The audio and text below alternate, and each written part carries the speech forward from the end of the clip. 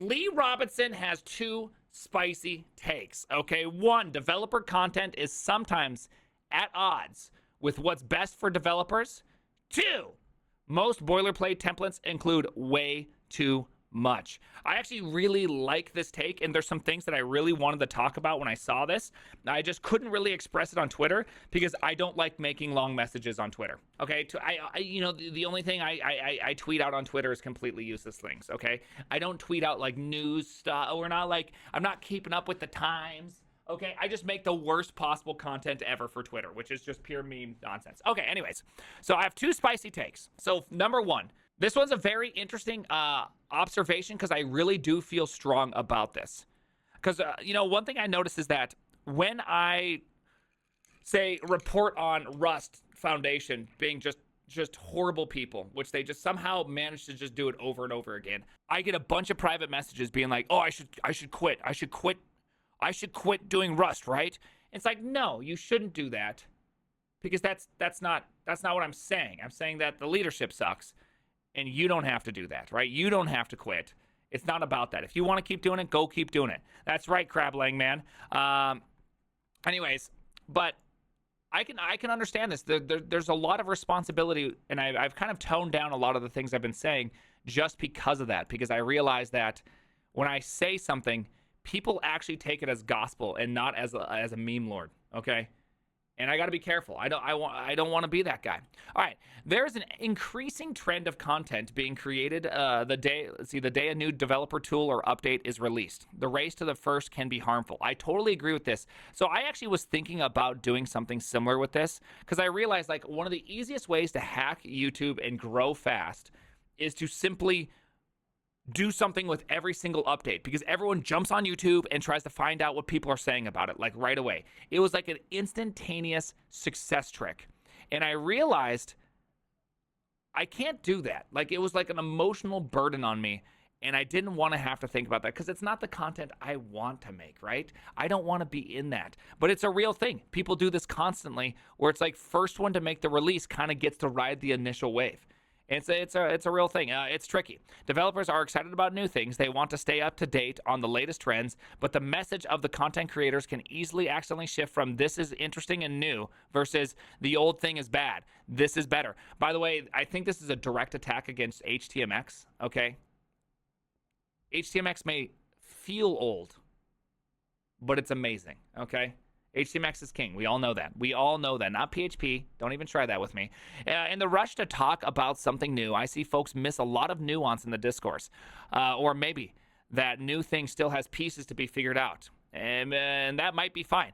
I think obviously he has a very unique perspective in the sense that he works at Triangle Company, which means that he has, they've had a whole bunch of stuff around App Router. They've had a whole bunch of stuff around React Server Components, which is fairly new in the universe. They've had a whole bunch of new things. Oh my goodness, LK99. I didn't realize this was. Okay, so that is the superconductor. I'm not going to do it. He likes React, and so I know that he probably gets a lot of just stuff dumped on him all the time about this stuff. But it's a really interesting take, which is the newest stuff doesn't necessarily mean it is mega better. It's a new perspective. And I think a lot of times people kind of forget that. And I think there's a lot of, like Twitter influencers that are constantly trying to push stuff like that. And it gets weird because I see these people that adopt all these new technologies and then they're like, this is the way to do it. But as someone who's been around long enough, who wrote React server or class components, who wrote transducers and higher order components, who wrote hooks, who wrote and went through all these things, who went and used use effect a whole bunch and had to do that for various things at my job. I watched every single trend go, oh, that was the worst decision ever. And all these ideas about, no, this is the newest, this is the greatest, this is exactly what you have to do. I lived through so many of those already that I have just become so disenfranchised by it, which is that all these new things, they may not be any better and they may actually be significantly worse. You just haven't had a large enough playground to test it. Because the thing is that there's someone at the end of the day that has built some UIs, that have done stuff, that looks at it and goes, okay, I don't like these aspects. aspects, I'm going to try to change something to make those aspects better. But by doing that, they have solved the problem they're attempting to solve, but they've created an entirely new problem, which is just like, you just don't even know what it's going to be until the software gets big enough to actually handle it. And so these trends have been really, really, I think, just crazy. And I think web development is by far the craziest of it all. And my theory on all this is why that happens is JavaScript is such an amazingly loosey-goosey language. You can create any abstraction you want at any point. Do you know what I mean? Like you can create the craziest abstractions. And so no matter, like, there is no hurdle you can't overcome with just even like some amount of effort. And so it allows devs to create their dreams, which is cool, but it also creates a bunch of stuff that we have out there. Like every week is just like new framework, new way of doing things. Trust me, this is the best one. And it's just kind of wild because of what JavaScript allows. And then on top of it, TypeScript, since it has like this Turing complete type system that's very programmatic, it allows you to become like this TypeScript artisan that writes these exceptionally complex libraries and all this to make it feel magical when someone uses it.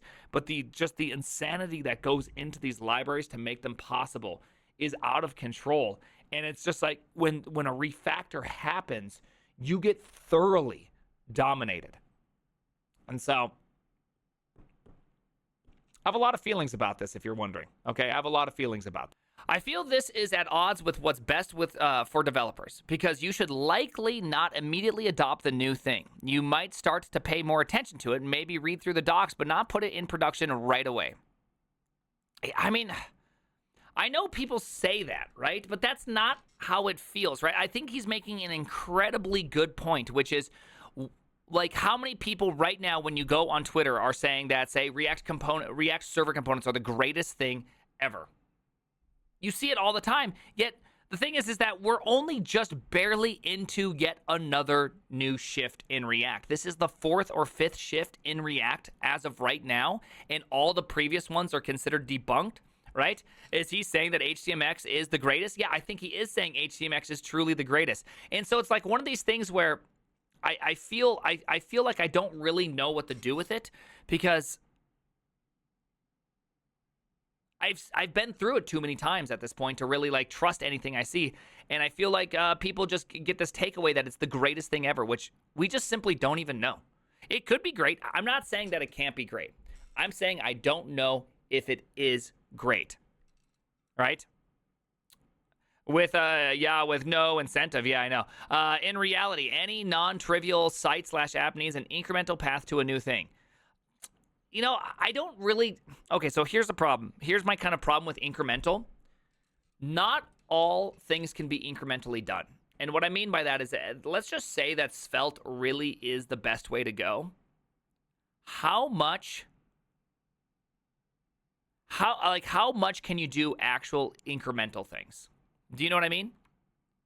It's very, very hard to go, say you had React server components and now you're trying to use Svelte, right? You've kind of built yourself into a box that's almost impossible to incrementally get out of. And so you're going to see the same, you're going to see a lot of these problems, which is just like you can't incrementally get yourself out of, because it's not what you are including is more like a virus than anything else. It's extremely leaky. It just takes over everything.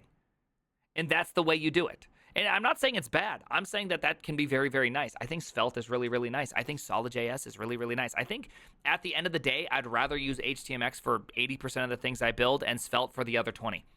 And that's about it. Because I feel like I like those two the best. That's just me personally. You know, but I realize that with HTMX, you have the chance to incrementally change. With these new kind of meta frameworks, you don't have that choice anymore. That choice is starting to die. Astro, you might have the greatest chance, because Astro at least allows you to kind of like send down stuff. So theoretically, you could start programming different components and different things with Astro, but then you actually send down 2 frameworks to dictate your UI, which sounds crazy, right? I don't think library framework authors think about the impact of the change. I assume they do think about the impacts of the changes. It's tough. So what can content creators do? Present both the pros and cons. Acknowledge the design trade-offs. State that something is new and probably should not be not yet adopted. Yeah, like I think the hard thing is that we have a very develop and open world, which means that if someone's using it, like, you know, you can even take Theo with React server components. He loves them. He's using them in production. So he thinks they're ready to be used in production. Is that a bad thing? I don't think it's a bad thing. I think that's the reality of how software goes, which is you use something, it works for you, and now you're like, you should use this because this is really amazing. I think it's a really amazing experience. So it's like, it's hard for me to like dog on anybody for doing that because I do the same thing. I've built one application in OCaml for my job. One. And I'm already like, yeah, absolutely, OCaml's the greatest thing ever, right? I do the same stuff, okay? I solved 3 days of Advent of Code and built one CLI application, and I'm like, oh yeah, OCaml's the end game. End game OCaml. I've built like half an application with HTMX. Again, all there, right? And so it's, you know, I totally get this. I totally get the problem that's happening. And it's just because I think one thing that happens with software is that we get excited. We get really excited about things, right? And it feels really good to use something different. You know, I think one thing that happens is that we're constantly eating just vegetables, right? Every single day you go to work and you work on the exact same thing over and over and over again, right? And so then all of a sudden you get to see something that feels a bit more novel. And, you know, they say that variety is the spice of life. And so when you get this new thing, it feels really awesome. You know, all the problems that exist, you don't really take as seriously because you're just too busy having fun again. You get to relive the having fun moment again. You know what I mean? Like the same thing happened. Like I was rust pilled pretty hard. Luckily the Rust Foundation took care of that rust pill really easily for me, but I was pretty rust pilled. But then I also had to build kind of a few production level services with it, and it was really like just unfun. Honestly, I just didn't have as much fun doing it, right? The type system's great, but the rest of Rust is just like not that much fun to work with. And so it's like I enjoy it, but not like a ton. And so I know. Really, it wasn't a Keck W. It was definitely a Keck Society. Okay. Whoa. Oh, no. I put an extra one. That's how I felt, right? This is how I felt using Rust in production, right? And so it's like there's some things that it's really great at. Like I'm still right now building more things in Rust for Netflix right now. I like it. I enjoy it. But it's not great in all situations, right? I feel like OCaml is different. So I get like this exciting thing, right? I get really exciting. Getting excited is good. Taking it as gospel is not. I think this is the biggest problem with devs right now is that excitement is seen as gospel, right? And I think there's definitely, I think you're spot on, and I think it's a problem, but I think it's something we all suffer from. My first boss at Netflix told me, you have shiny object syndrome. Careful, because it can be a good thing. It can be a bad thing. You got to figure out how to apply it well and how to avoid it. And then, you know what I did? I went and wrote Falcor. F's in the chat for Falcor. Okay? Shiny object syndrome to the max. I still think it was a good idea. I still liked the idea, but I still like the idea. TRPC is effectively Falcor. I love the idea, but I think it was done wrong. What? Rust isn't meant for shipping code? No, it's for telling other people you program in Rust. Okay. Spend extra time before creating content to form a more rounded opinion. See this. I actually disagree with this statement pretty heavily, and the reason why is that there is presenting the thing itself, right? Like, hey, this is what they solve. You don't, like I could, like if say Svelte drops a Svelte 5, I can read the docs and I can be excited about the things they're trying to do, right? That's content in of itself. Here's a first glance. Here is what the thing is. Then there's second videos, which is like, I've been using this for 3 months. Here's my opinion on the item. Then you can give a more complete one. But I think there's definitely like a 2 thing, like the oxidizing OCaml stuff. Yeah, I didn't have to know anything about OCaml. Like at that point, I barely programmed any OCaml. I obviously like kindergarten level at Rust, and I'm sitting there reading about adding lifetimes to OCaml. I can be excited about news and read through something new, but you don't necessarily have to, you can create content that's kind of like bleeding edge. And that's what I've been trying to do. The template that never stops. Okay, this is part 2. So this is kind of like a different part of this whole thing. A common starting point for newer developers are boilerplates / starter repositories that include a bunch of service libraries all hooked together in a single example. So this is very interesting because the problem I have with this, right away, just off the rip, one thing is that I think a lot of people, so when I learned how to program, and the goal was to learn how to program. Today, yeah, I'm old. I'm a boomer. I get it. Call me a boomer. But today, when people learn how to program, they learn how to program to get a job as soon as possible. And I think there's a shortcut that happens that is different than when I started. And I don't mean this in a bad, I honestly don't mean this in a bad way. It's just simply different, which means that you lose some pieces that you otherwise would have learned because you had a different like North Star. So today the North Star is just get a job. I'm a React engineer, right? React engineer. That's not even a real thing. React is not a language. It's actually JavaScript / React, or as I've been recently calling it, JavaScript plus React. React is a UI framework that is powered by core utils and common libraries provided by JavaScript. I don't know what's happening here. What is my brain doing? But real talk, like, I think one thing that a bunch of these new developers are doing is they're getting thrown into this as where to start. You do have to market yourself. I'm definitely not agreeing with that. I'm definitely not disagreeing with that. Absolutely. I agree you have to market yourself. That's why I give the two points of how to get hired. And I'll address that here shortly. But it's just like with this, how can you ever learn the basics when you're given like everything? Like everything at once. How do you even know how these things work when everything's tied for you? Then when something breaks, you feel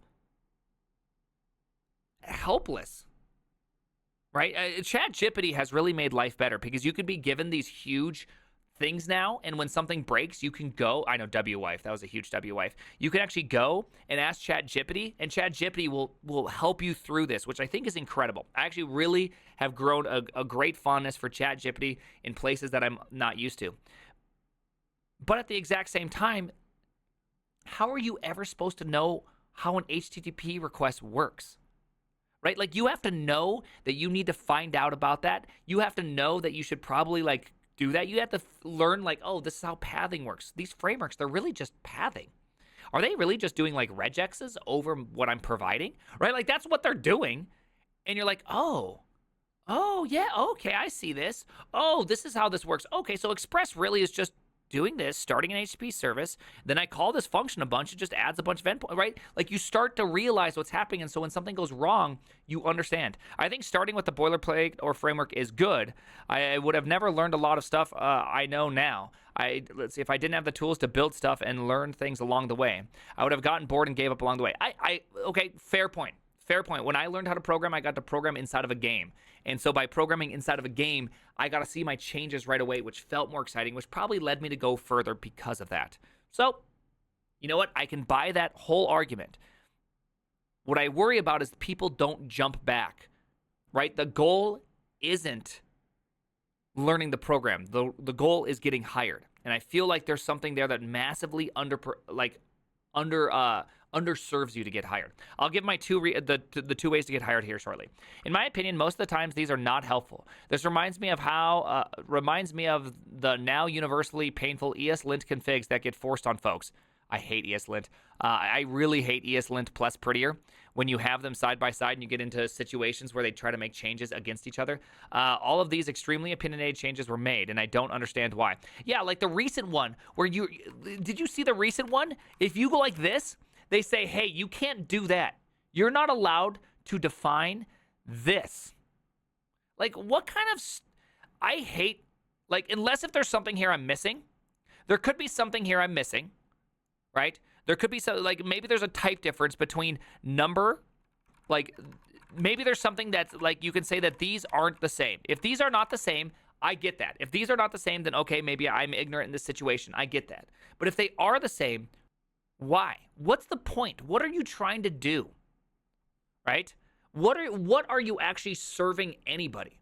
Really, what you're doing is you're taking, like, why take away things that make no sense? It's the real Tolkien. It is the real Tolkien. Yeah, the key is that you're interested and will keep learning. Yeah, that's why I constantly harp on do the thing that's interesting. Don't do the thing that I do. You know what I mean? All right. I frequently see starter templates that include entirely stylistic things to the point of diminishing returns. Do you really need conventional commits in your starter template for building a project? Probably not.